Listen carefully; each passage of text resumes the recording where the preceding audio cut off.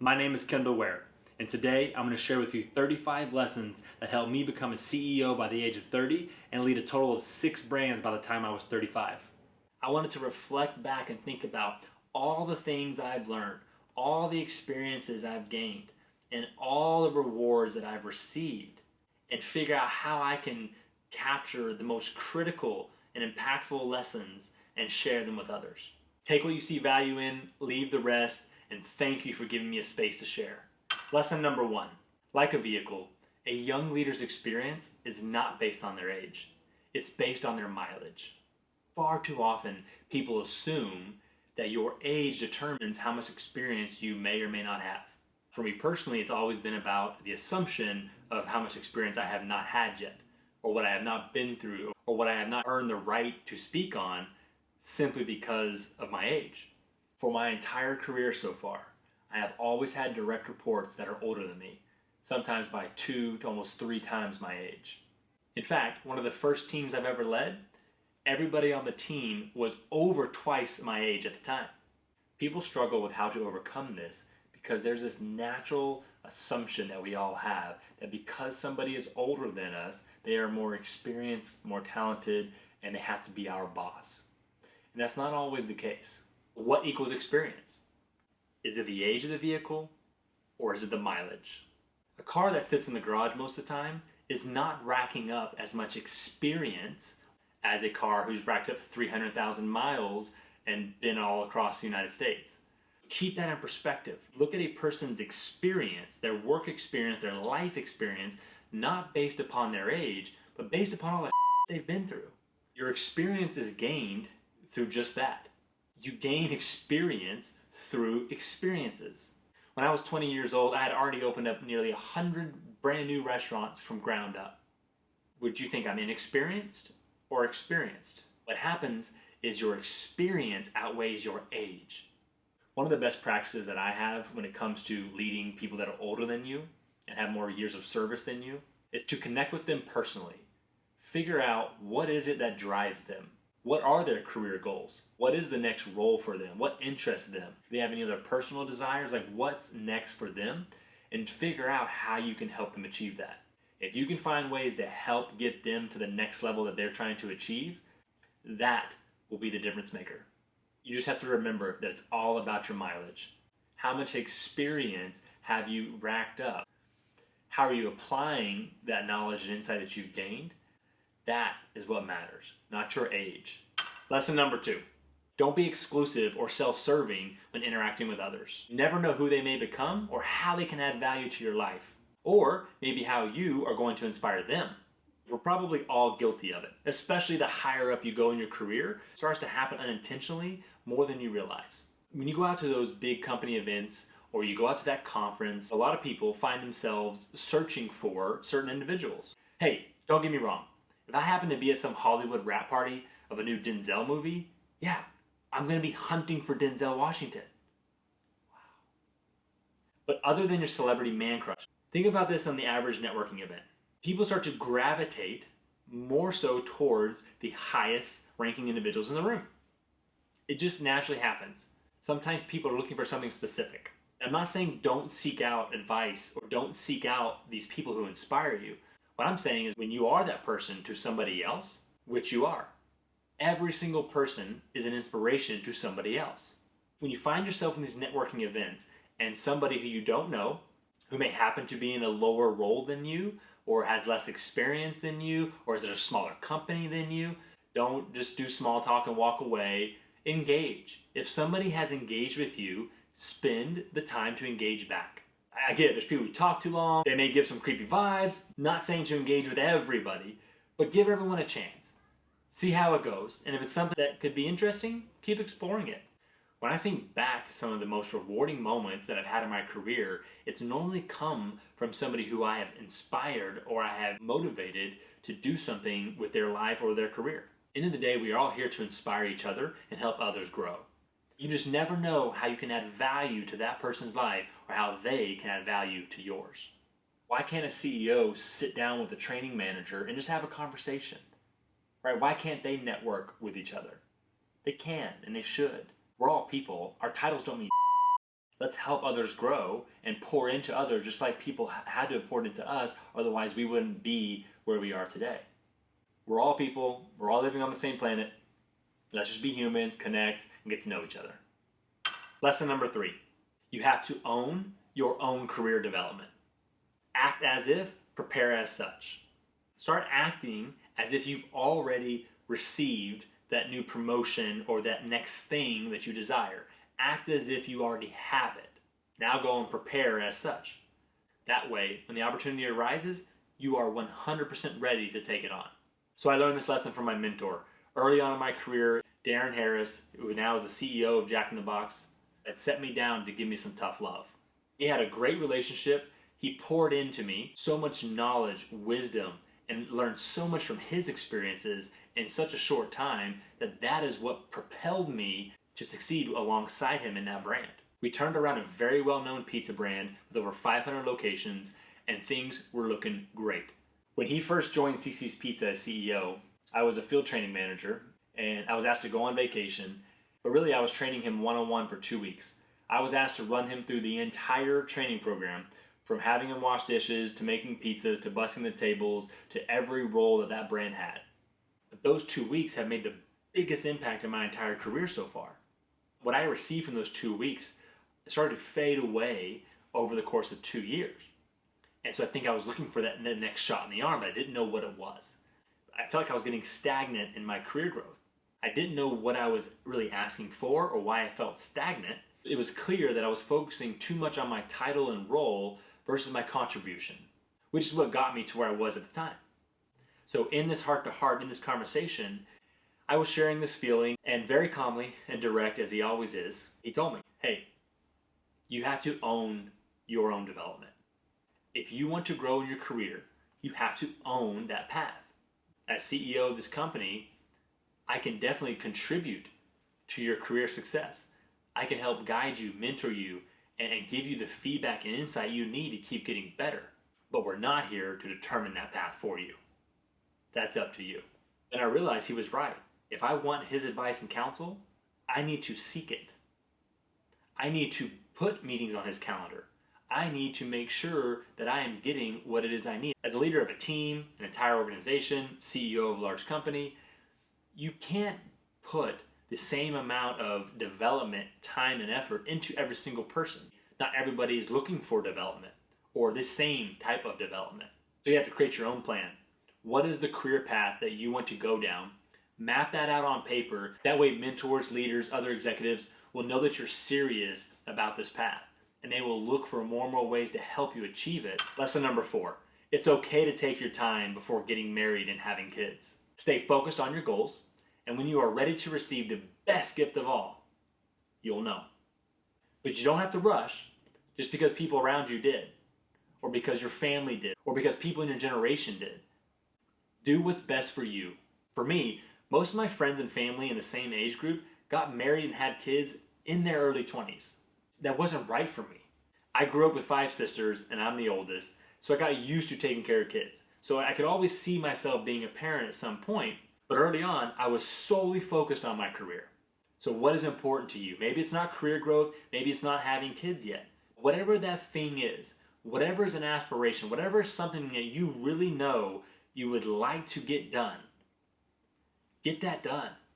By the time I turned 30, I had achieved everything I wanted to achieve. Now, I have new aspirations, new goals, and new desired achievements, but my original achievements and the things that I wanted to get done, I got done before I turned 30. Around that same time, my wife and I started talking about having our daughter. It was the strangest conversation at first because it was not a conversation I'd ever had before. But something about being 30 and becoming a CEO and seeing the world and doing all these things I wanted to do, I thought, yeah, I want to be a dad. I was not ready to be a dad of 2, but I was ready to be a dad. The role of parent is the best promotion you'll ever receive. No matter what role, title, salary, bonus, none of that compares to having a child. Having a child changes you in ways that you cannot describe. It blew my mind.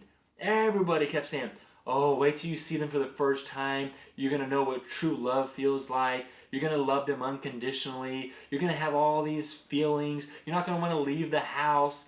I was like, bullshit. Luckily, my daughter was born 7 months before the pandemic. And we didn't want to take her out of the house because we were newborn parents. We didn't know what we didn't know, and we were very nervous. Just kidding. My wife was scared to take her out of the house. I was already trying to take her to Disney World. I wanted to make sure I was home every single night for my daughter. Whether I had to drive 3 hours away or fly across country, I would make it home every single night. I did not know how long I was going to be doing this, but it lasted 7 months up until the pandemic. Now, we're all forced to stay at home. I was still leading my company, but I was also home every single day with my daughter. Fast forward a couple weeks into the pandemic, going through shutdowns, we're going through layoffs, we find out that we're pregnant again with our newborn son, Luca.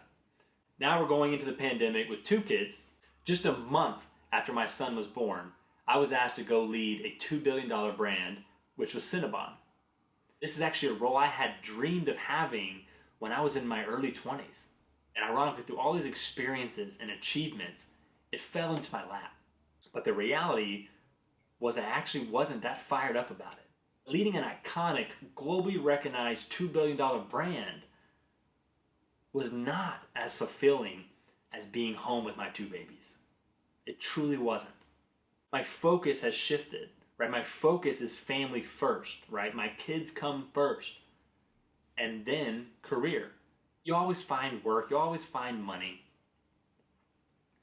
but you cannot get that time back with your precious children. Lesson number 5. You were at the table for a reason. Somebody believed in you enough to get there. You earned it. Period. Now, what are you going to do with that opportunity? How are you going to add value? What value can you extract from those interactions and apply to your future self? A lot of people have imposter syndrome or don't feel like they should be at the table when they get there. I personally struggled with this and still do sometimes. Although I've had a very fulfilling career, there's still moments where I'm sitting at a boardroom table and I get insecure or I start to overthink things and get nervous about what I'm going to say, and I start worrying about all the wrong things instead of focusing on what matters, which is how I can add value to this interaction and what I can take away and learn from. Whether I was 22, 24, 27, 30, 34, it happens. When I walked into my first board meeting of Focus Brands, I walk into this boardroom, I'm looking for an open seat, notice there's about 20 to 25 people, and as I'm walking down this long conference table, I start to recognize a few faces. And these faces were some heavy hitters in the franchising and restaurant industry. Instantly, I started to get nervous. I forgot who I was. I forgot why I was there in the first place. I forgot why I was at that table. Prior to sitting down at this table, I was really confident and really clear on what it was I was going to be presenting and how I was going to introduce myself. I've done it many times for other boards and other organizations. However, up until that moment, I had never presented to a board who had this much experience and this much success all on one table. But in this case, I was definitely nervous and I did not feel like I fit. But I sit down, get situated, get my laptop out, and I start to just take a breath, and I'm looking around, seeing some more familiar faces, many of who I have not met, but I knew who they were. And I look over to see who I'm sitting next to, and I realize it's Paul Brown, CEO of Inspire Brands. If you don't know who Inspire Brands is, they own Arby's, Sonic, Dunkin', Baskin, Jimmy John's, Arby's. Did I already say Arby's? They own a bunch of... Paul Brown was somebody I looked up to in the industry. What he had achieved in the restaurant and franchising industry in terms of the consolidation and the portfolio approach was brilliant. And although I'd already previously met him a few years back, I had never been at this level with him. I did not know I had to present my brand and our financials to this person. That's just the honest thoughts and feelings that I had. And I let them overpower me. I forgot why I was at that table. I forgot how I got there in the first place. Because somebody, somewhere, believed in me and said I earned a seat at that table. And I need to remember that.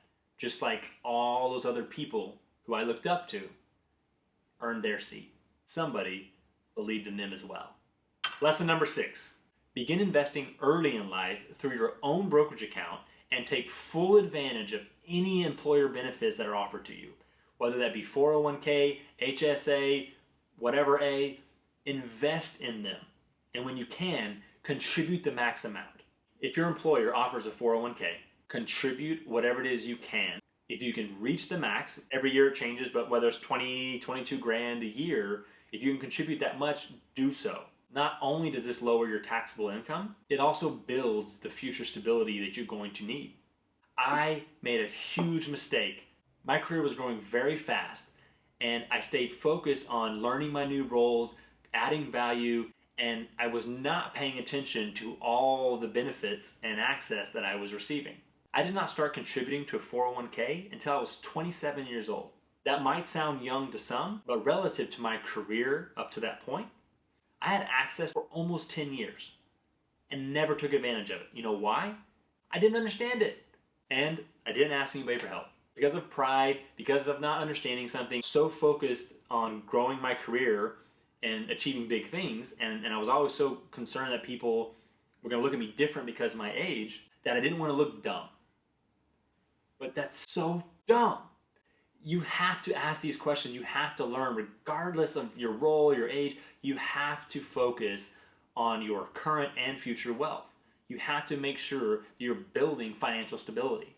Now, when it comes to investing in general, whether that's stocks and bonds, ETFs, mutual funds, it's important to start. No matter how much money you have, just start. Let that build up onto the side. Lesson number 7. Never limit your contribution to the scope of your current role, unless that is where you want to stay. If that is where you want to stay, that's totally okay. There's nothing wrong with that. When people focus on what their job description says and not what is going to grow the company, those people tend to be the ones who are staying stagnant in their career growth. People who just do their job essentially end up doing just that. If you want to grow in your career, you're not happy with where you are, or you just know that you want to get to a different role, start finding ways to contribute outside of your job description. Contribute more than what your role requires. That's what stands out in an organization. That's what gets people noticed. You have to start punching above your weight. What can you do to help make the brand better? What can you do to help make your team better? That is the level of thinking that helps people grow. Lesson number 8. Develop new skills and learn new crafts even if they don't currently interest you. An opportunity to gain experience should never be passed on. So many examples in my past where I took the time to learn a different skill, a craft, a department, a function that came in handy at some point. Maybe not that month, maybe not that year, maybe it's 15 years later, but either way, all that helps you grow as a leader and grows your experience, your knowledge, and your insight. Lesson number 9, pause, reflect, and capture all accomplishments, opportunities, and learnings at the end of each month or project. We can all move so fast, especially in today's world. Everything moves faster, everything becomes shorter. So we have to find that time to pause and just reflect on all the good and bad that's happened in whatever period works for you. And I'm not saying this big grand presentation, but a moment where you can personally pause and reflect, or you and your team can pause and reflect. It helps you discover ways to get better and learn from what's happened within that period. Lesson number 10, don't hold back showing that you're confident or that you believe in something. When we were opening up a new restaurant in a small town in Texas called Longview, after I visited the site for the first time, I had this weird feeling. Not only was I wondering why on earth were we going to put a restaurant here, I also thought, wow, we're going to make history here. Weird moment. Weird feeling, didn't know what that meant. I was 22 years old. At the time, this chain of restaurants averaged about $40,000 a week in revenue. There was a few new openings in some other smaller markets that had crushed the average and set records. Highest at the time did $60,000 its first week. And I remember thinking, you know what? We're going to do that, if not more. And I remember an email coming through from our CEO to the entire corporate support team, essentially saying this is going to be the best store opening we've ever had. And being more aspirational, our CEO said, this restaurant's gonna hit $80,000 this first week, watch, ha ha ha. Although I appreciated that, so did others, many, including myself at first, were like, whoa. I thought about it, and I was like, you know what? Damn right it is. Being confident and sharing my belief, I went back to that email, hit reply all, and wrote, no, we are going to exceed $80,000 our first week. Most people were chattering about this or calling me saying, dude, come on, do you really think so? There's no way, it's never been done. How's that gonna happen? I had no numbers, no data, no insight. I just had this feeling. I had this belief, I had confidence in something because of the vibe I was getting when I was in town, the response from the community. I could just tell this was gonna be a big deal. Fast forward to the end of our first week, after running all the numbers, accounting for all the costs, discounts, voids, issues, all the things that come with the new restaurant opening, we did $92,000 in 1 week. Now, you're not always going to hit that. You're not always going to achieve it. But it's going to drive a different type of motivation and accountability because you have put it out in the universe. Be confident and share what you believe in. Lesson number 11. Make the most out of every work trip and never feel bad about it.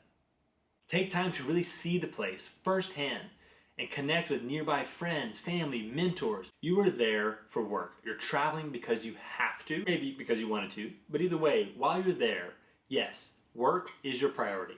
I've always been very strict on this lesson with my own team. After a team member would come back from their trip and we would download on the business side of things, I would always ask, well, where else did you go?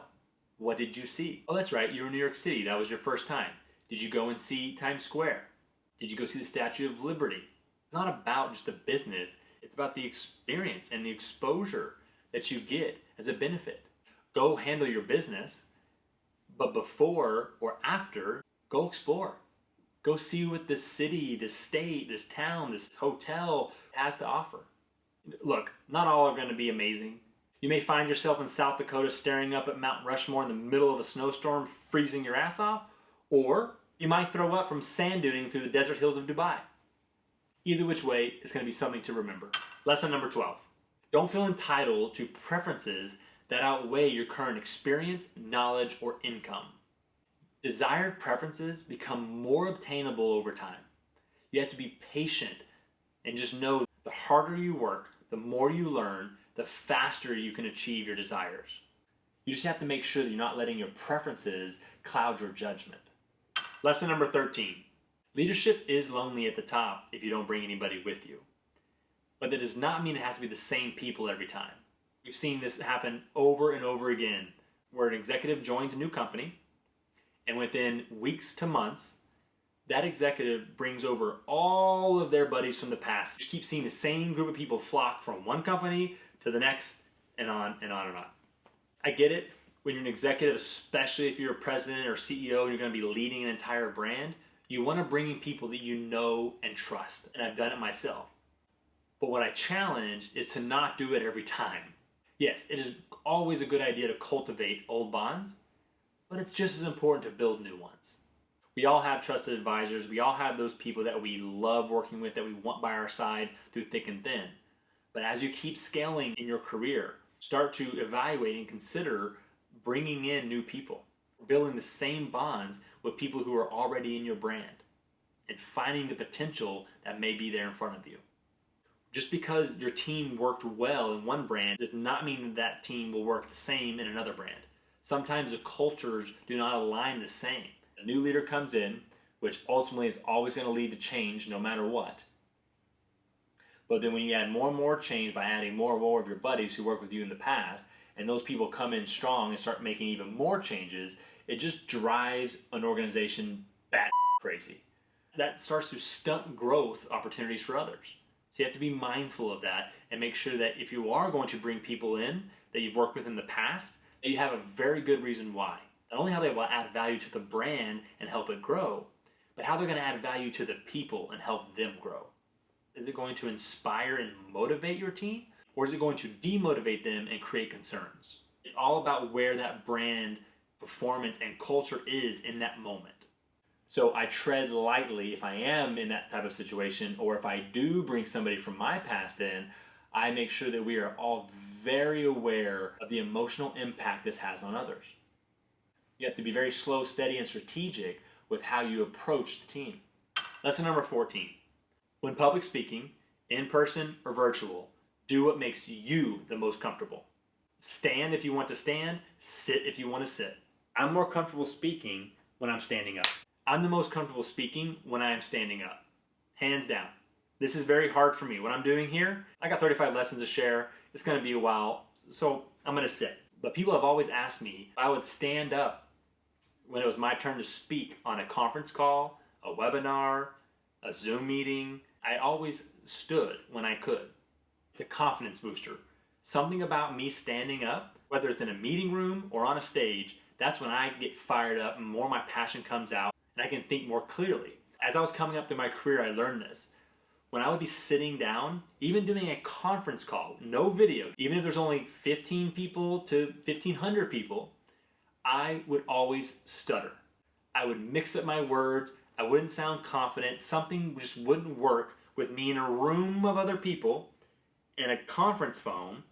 I didn't know what to do, how to do it, and so I would just stand up. And when I started to stand up is when I started to get more confident and people started to invite me into more and more meetings and do more and more talks on webinars and conference calls because I started to grow and develop myself in that area because I did what worked for me.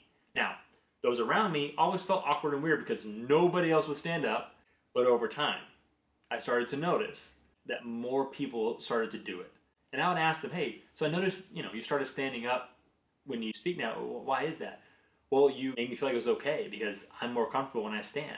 I'm like, wow, me too. So let's all stop hiding our secrets and our fears and let's just share with the world so we can all get better. Over time, of course, the more you build your confidence in speaking, the more experience you gain. Repetition helps build that confidence. So now when I do have to sit down, I'm okay, but I still prefer to stand up. Lesson number 15. Don't let the loudest or highest ranking person in a room cast a big shadow over you. Your voice matters just as much. You may be going into a room. Your mind is clear. You have an agenda. You know what you want to say. You're well prepared. But you get in there and somebody who you may think is a better speaker than you or can captivate the audience better than you starts to talk and they go on and on and on and on. But after it's over, then deliver yours.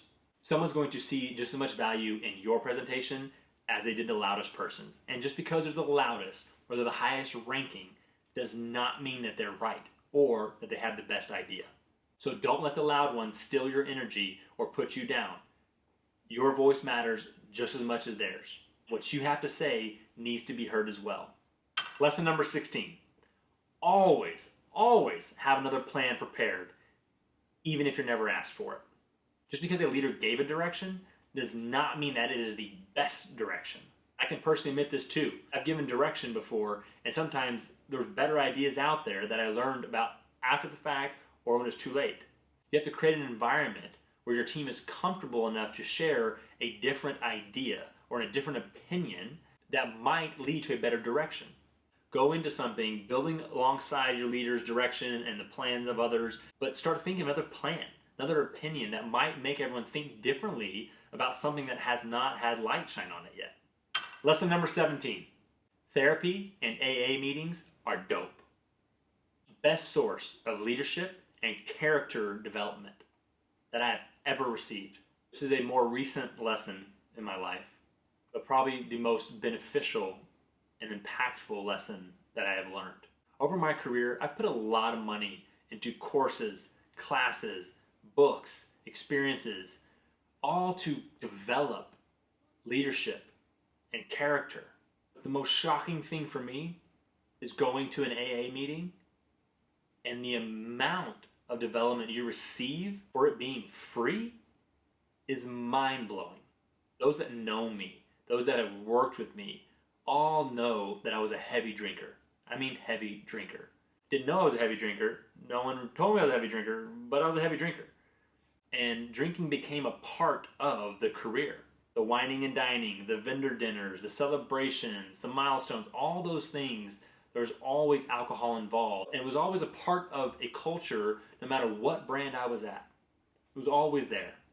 But after a very large company offsite, huge party, a lot of drinking and celebrating, I woke up the next day and something just wasn't right. I wasn't right. Made me wonder, like, what the am I doing? But something changed. Is this worth it? This feeling, being hungover, not knowing what you said or what you didn't say to who or what. It's like enough is enough, you know? And when you start having the same problems personally, whether it's at home, whether it's with yourself, and it all starts tying back to a certain thing, in this case it was alcohol, it was time to make a life choice. But at the time of shooting this video, I'm exactly 6 months sober. I've been going to AA meetings once or twice a week, depending. You know, I got kids and bills and shit. But depending on schedules, I go once or twice a week. Every time I learn something and I contribute something to help others. If you're struggling with alcohol, it's still worth going and experiencing and just hearing from others who are struggling with the same things. Because it has helped me in ways that I didn't know I needed help in. When you're consistent long enough with anything, you can create a new habit. Drinking became a habit, and now not drinking is my habit. Now it's not even a thought. Something about getting older with drinking, your body just does not handle it the same way. And I started to notice this and start considering, should I stop drinking? My behavior's not the same. What do I do? I was worried if I stopped drinking, it would affect my career or it would affect my abilities. How would I show up to that company event and explain why I'm not drinking when everybody has already seen me drink and everybody knows I drink, right? These are the thoughts that I had. But honestly, no bad things came from it. It's been 6 months now, and if anything, I've become more focused and clear about life, about goals, about where I want to go with my career because I've had the right clarity. And for some reason, I thought alcohol was actually giving me clarity because it was the escape. But the real reality is that it was blurring my vision. And I just couldn't see that. I'm not saying stop drinking at all. I'm saying for me, I had to stop drinking. It was time to stop drinking in order for me to achieve the things that I'm looking to achieve next. Therapy is something that a lot of people frown upon as well. Yes, it costs money. In some cases, it's a lot of money. Therapy is good in whatever frequency, in my opinion, just to learn about yourself, even if you didn't know you were trying to learn something about yourself. There's some you pick up on that your therapist may say that you never even thought about, but helps you have an aha moment. There's a lot of answers I've received about myself to questions that I did not even know I needed to ask. But I look at therapy and AA meetings as outlets that help me become the leader that I want to be going forward, the father that I want to be going forward, the husband that I want to be going forward, the overall person that I want to be going forward. Lesson number 18, never lose sight of who you serve in your current role. Very rarely does a leader actually have the opportunity of serving a paying guest or paying member. Therefore, you should always ensure the enablement and satisfaction of those that do. Who are those that are closest to the action? Building those face-to-face relationships. We have to enable those people. We have to make sure those people are satisfied, ensure that they are equipped to satisfy the guest. Lesson number 19, create menu before design, table of contents before manual, quiz before content, and plan before action. Your menu, whether that's a restaurant, food menu, or the offerings you have in your retail shop, what are you serving, what are you selling? The menu has to be determined first before the design. I've seen so many brands, teams, even high-paid firms who come in and they do amazing work. They come up with a new design and elements that make your brand pop. Everyone's like, wow, I could franchise the out of that. That's going to do so much revenue. But then they sit down with ops, training, and R&D, and everyone has a what the moment. And they realize, oh, there's no room for our pizza oven. And what do we sell? Pizza. Determine your menu, and then you design your space around that. Not only will it help with your design elements, but also the flow of traffic, the flow of the space cannot be determined if you don't know your menu and how it's going to be prepared and where it's going to be sold. Table of contents before manual. Talk before doc. TOC before DOC. Table of contents has to come before your document, before your manual, before you're going to create such level of detailed content.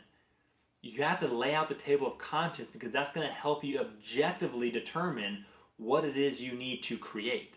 Quiz before content. The quiz, let's just call it the proof of knowledge, should come first because those end up becoming the objectives for your content. That is your script for the information. By beginning with the quiz or the proof of knowledge first, that helps you outline the most fulfilling and engaging content to stay on point and straight to the message of what you want your learners to walk away with. Plan before action. A lot of people like to just act, make calls, get it done. Yes, sometimes things are going to pop up. You have to pivot and just act. Put your time and effort into the plan and then start to act upon it. Start to execute it. Start to bring that plan to life. Lesson number 20. Define your personal values before your company defines them for you. People of all ages make this mistake. They may not put a lot of time or thought into what their personal values are. You can ingrain into a brand, especially the one that you love, you really enjoy working at. You can start to lose sight of what's important for you because there's going to be some things that ultimately you don't necessarily agree with or you wouldn't do if you weren't at that company. But you overlook them or you let them slide because there's too much good outweighing the bad. That's a slippery slope. Especially for me, in my younger days when my career was just getting started, I didn't know what my personal values were. I was lost in that sense. I had never even thought about it. So when I was asked to do certain things in certain companies, I would just do them because I was happy with the company. I was loving what I was doing. And I didn't really know anything but my company's values, my brand's values. In most cases, the brand values started to come to life in my personal values, whether that was a good thing or bad thing. Lesson number 21. Communicate a key message 7 times, 7 different ways to reach all 7 learning styles. Repeating the same message over and over only sucks for the speaker. But know that it is adding value to those who are hearing it. People need repetition that creates comfort and stability so they know why and or what we are going at. You need to build confidence in your team to go and execute whatever that message may be or whatever that change may be. To enable that, they have to receive a consistent message from you and also receive it in many different ways and styles to ensure that all can truly digest it. And I learned over time that the more and more I could deliver a message consistently in a variety of ways, the more adoption, the more engagement, the more productivity I would receive.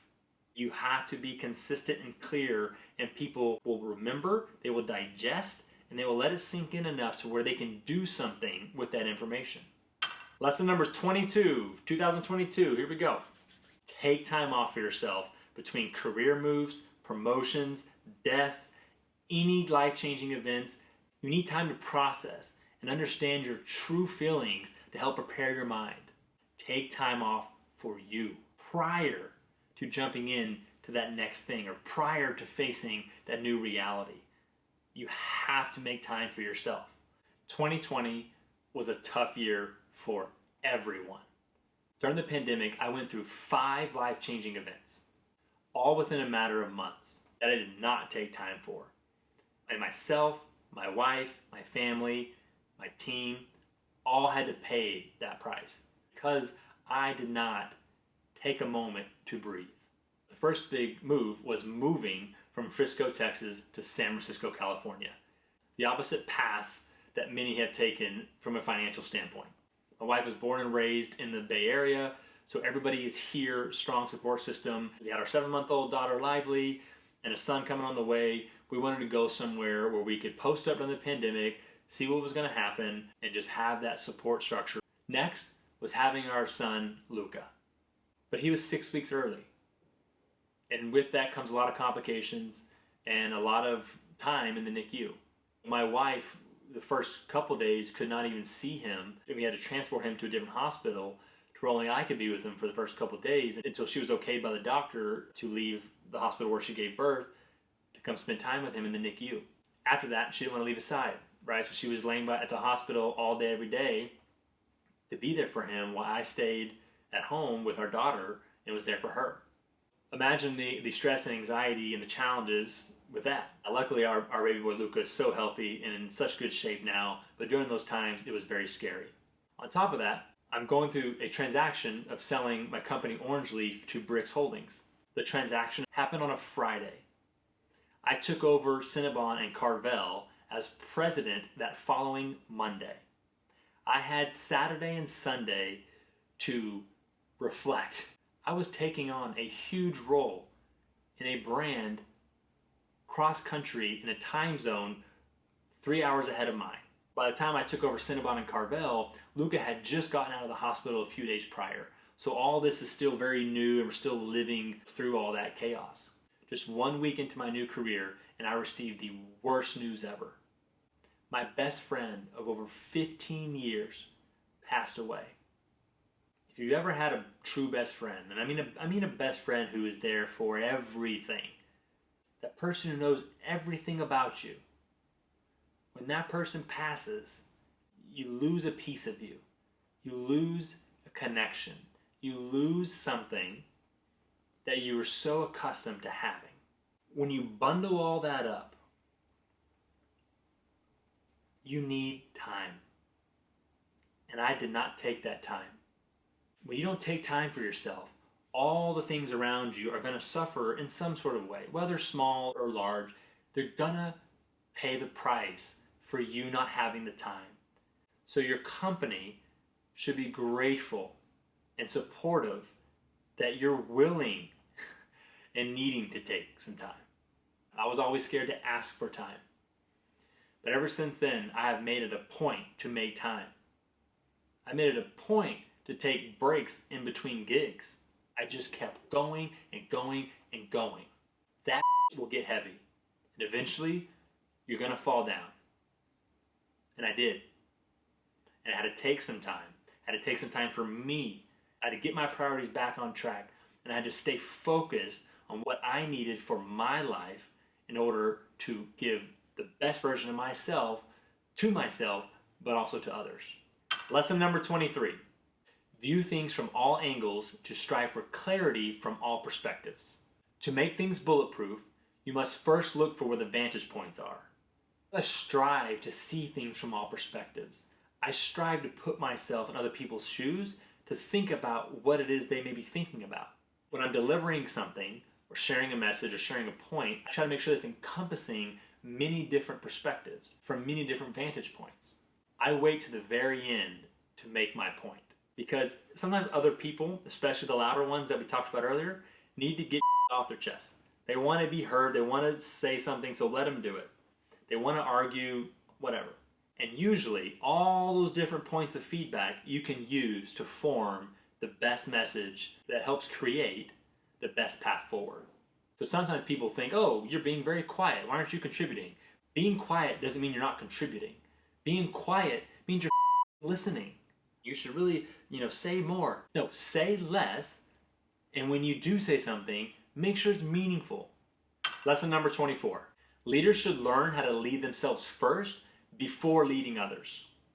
The higher up you go, the less day-to-day direction you get. I start building up myself and learning how to lead myself that best serves the overall team and brand.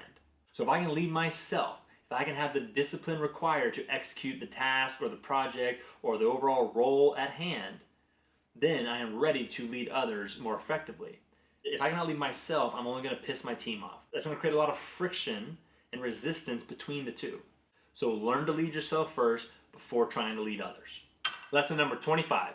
Know what and when to overshare to show transparency. Where trust is low, resistance is high. I typically don't overshare, but when I do, it is impactful and people remember it and it alters a situation for the better. Not all things can be shared, especially when it's financial or proprietary information, but there's that gray area of information that you wonder, man, if people knew about this, I think it would make them feel like we are in this fight with them. Especially when people are starting to lose trust whether that's your franchisees, your team. Sometimes all you have to do is show more transparency, and that starts to build up the trust again and lower the resistance. Lesson number 26. If your passion cannot fund a career, then let a career fund your passion. Look, I wanted to be a professional rollerblader for the rest of my life. I'm grinding rails, spinning off ramps, falling all over the place, but it's what I love to do. And I did it professionally when I was younger. I had sponsors, I went to competitions, won a few bucks here and there. I couldn't make a living off of rollerblading. But here's the thing. I have found a career that I'm very passionate about and that I love, and it helps fund new rollerblading experiences. I've been able to go to some of the most amazing skate parks all over the world and skate with some amazing people, all because my career has given me that opportunity. Do not just work on your job every day. Make time to work on things that are building the next stair towards your future. What passion do you have that is not making you money right now, but it might be able to in the future? For me personally, I've always been working on the side to build up a speaking and consulting business to where maybe one day I could do that full time. That's my goal. That's what makes me the most happy. That's where I'm the most passionate. That's when I am the most fulfilled. So I need to get myself there. Lesson number 27. Don't hold back celebratory moments or excitement just because those around you don't feel the same way, or because they don't understand, or because they're not on the same page as you. Maybe they're not on the same level of life as you right now. I'm so guilty of this. There's so many accomplishments or celebratory moments that I would be so nonchalant about because I would think that, oh, they don't understand. Or these people aren't in the same industry as me, so they wouldn't get what I'm trying to say. Or I know these people are still trying to find a job. I don't want to come and tell them that I just got promoted to president and CEO. I always would keep my celebratory things internal and just with the close few people around me, but I would never share things in public. This approach trains you to not show emotions when big wins are achieved. Show that emotion, let it out. Even if it does piss somebody else off or it makes them jealous of you, don't worry about what other people think. Don't. You deserve it. Celebrate it, show your excitement, don't hold that back, have that time. Lesson number 28. Yes, pick up trash off the floor even if no one is looking. But more importantly, pick up trash when people are looking. I understand this old phrase, do the right thing even when people aren't looking. The reason why I think it's more important to do it while people are watching is not to show off, not to say, hey, look at me. It's to inspire others to deliver that same behavior. If you want people to pick up trash off the floor during a busy shift, you have to show them that's an expectation of them. So if you're walking through a busy shift where all eyeballs are on you and you're picking up trash left and right, it's going to create the behavior that's necessary to achieve that. Yes, sometimes when you're doing things and you don't know if anyone's looking or not, they're seeing it, and so it's achieving the same result. If people can focus on doing both, the right thing when people aren't looking and when they are looking, either which way, if someone saw you or not, you're going to spread those positive behaviors. Lesson number 29. Buy your name as a domain. You just never know when you'll need it for something. Back in 2016, I heard a speaker say one of the biggest mistakes they made is they did not buy their name as a domain, and that somebody else already has their exact first and last name or a total different vertical that they're in. But it was harder for the speaker to build their personal brand because they couldn't even have their own name as a website. Same logic applies if you're in real estate, if you're trying to be a singer, speaker, author, whatever it is. It's best just to buy your domain if it's available because you just never know what you may need it for. You never know what life's going to offer you. So in 2016, a couple of days after I heard the speaker say that, I went home and I bought KendallWare.com. From 2016 to now, I've been paying for that every single year. Every single year. And I have yet to launch a website. Why? I didn't know what I would need it for yet. I just knew that my name obviously is very valuable to me, and one day I'll use it for something. I haven't even launched it yet at the shooting of this video. It's going to follow in the next couple months, but I figured out exactly the purpose for that domain now. If I ever need KendallWare.com for anything else, all I have to do is change the content. So buy your domain, go check it now. You'll thank me later. Lesson number 30. It's important to document your life, but be careful not to live through the lens of your phone. We all see this happen every single day, where somebody is constantly like this, taking pictures, taking videos, but sometimes you're really missing an experience. And yes, you have it on video and you have a photo of it forever. There's nothing better than a true memory that you can recall. I caught myself doing this a lot with my kids. I take so many photos and videos of them, it's ridiculous. I don't know what I'm gonna do with them all. Literally every single day, there's always a new picture or video of both of them doing something. What I've taught myself to do now is, instead of doing the typical this, I look up with my eyes to really see it firsthand. I will remember those moments forever. We probably all wish we could take more in certain moments of our lives that we miss because we were living too much in the moment. But when we are trying to capture it and we have the opportunity, try your best to not solely see it through the lens of your phone. There was this incredible moment with my daughter that I was kicking myself in the for not capturing on video. But what was most important is I got to witness it in person. I have that memory forever. So I had this thing with my daughter, but I always say, come here, come here, come here. I want to tell you something. I want to tell you something. And I'd make it very urgent feeling. And I'd whisper in her ear a bunch of gibberish, but I would end on something funny, or I would say, like, I love you really loud, or just something fun. It's just our thing. And every time I would say, come here, I gotta tell you something, she would get a kick out of that, and she'd always run over to me, and we would do that.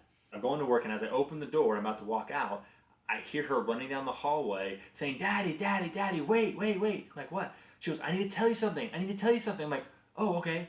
And it dawned on me that she's now doing my thing to me. And she goes, come here. She wants me to kneel down, so I kneel down, and she starts whispering into my ear, just saying a bunch of just random things. Then she goes, I love you, Daddy. And I was just like, wow. My heart just dropped. Right? I mean, she's 2 years old. She's not really talking much yet. But for her to say all that, it just meant the world to me. And as we get up from that, she goes, you going to work, Daddy? And I said, yeah, I'm going to work. She goes, you going to make me some coins? I said, yes, absolutely. I will go make you some coins. How many would you like? And she goes, I want 2 coins. I said, okay, I'm going to go earn 2 coins for you today. And it was just this moment. And I walk out, huge smile on my face. I shut the door. And I'm like, I didn't get that on camera. I thought, you know what? Hold on. I'm going to see if she'll do it again. All parents have done this, where you try to recreate a moment for your phone. I went back inside, said, Lively, come here. Got my camera out, and I said, Lively, do the exact same thing you just did. And she goes, no, Daddy, no. I'm like, come on, do the thing. Like, tell the secret. And she, no, Daddy. No, Daddy. Just like that.